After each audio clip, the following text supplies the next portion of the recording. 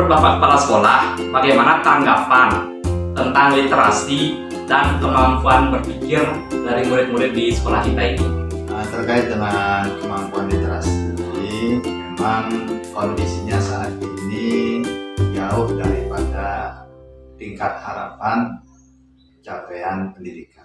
Kenapa? Kita baru saja selesai dari pandemi COVID, di mana dalam situasi pandemi mengurangi anak-anak dalam hal literasi.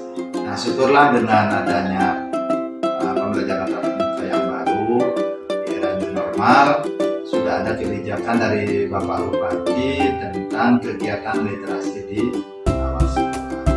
Sehingga semoga dengan adanya kegiatan yang sudah diikuti dengan surat edaran tersebut bisa mendukung kegiatan literasi anak dan tercapainya tujuan dari asesmen nasional ini. Jadi terkait dengan pertanyaan tentang tingkat percaya diri dan pula interaksi sosial ya. Jadi sesuai dengan kegiatan keseharian bapak-bapak ini kan sebagai guru senior di sekolah ini. Nah, kalau bapak melihat bagaimana pola interaksi atau tingkat percaya diri dan pola interaksi siswa di sekolah ini? Kalau secara umum interaksi antar siswa itu sudah cukup baik. Mungkin ada 1-2 orang anak yang kalau kita suruh ke depan kelas itu kepercayaannya kurang. Kalau di kelas yang saya ambil kurang lebih sama seperti yang disampaikan oleh Pak Saleh di kelas agama. Kalau secara interaksi, terutama di interaksi sosial, dalam berinteraksi anak-anak sudah cukup interaktif ya. Interaksi sosial antar siswa juga sudah bagus, tidak ada siswa yang menyendiri, tidak ada siswa yang terisolir. Tapi kalau dari segi kepercayaan diri, kembali seperti yang disampaikan oleh Pak Saleh tadi, bahwa tingkat kepercayaan diri setiap siswa itu berbeda. Ada yang tingkat kepercayaan dirinya tinggi sehingga dia bisa berinteraksi dengan sangat baik antara guru maupun siswa, tapi ada beberapa siswa yang tingkat kepercayaan dirinya masih kurang, sehingga mungkin agak jarang dia menyampaikan pendapat, jarang bertanya. Nah, kalau menurut kalian nih, saya ambil perwakilan di kelas tinggi ya. Kalau menurut kalian, tingkat percaya diri kalian itu seperti apa?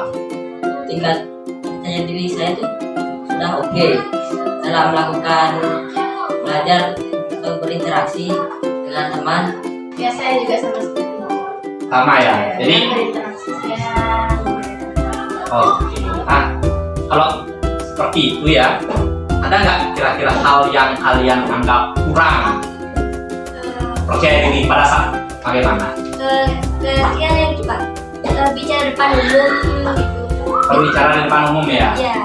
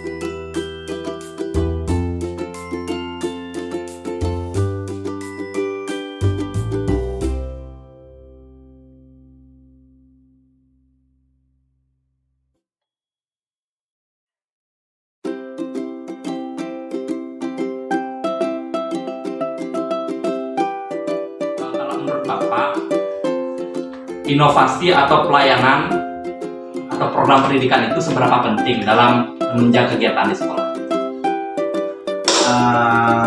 Terkait dengan inovasi, itu ada satu tuntutan baik bagi guru maupun kepala sekolah.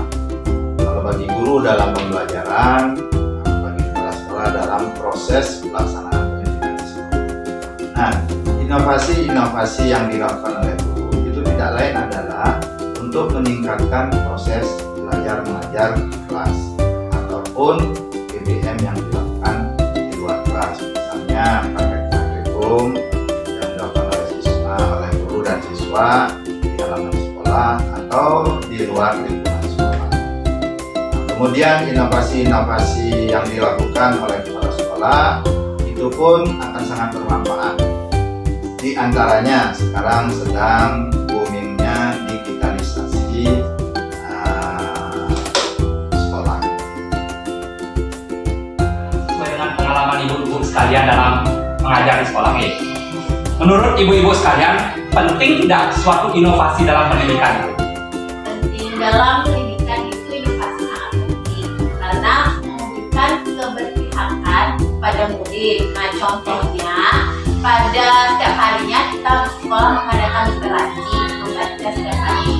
Nah, itu membuat murid itu bersosialisasi dengan dunia.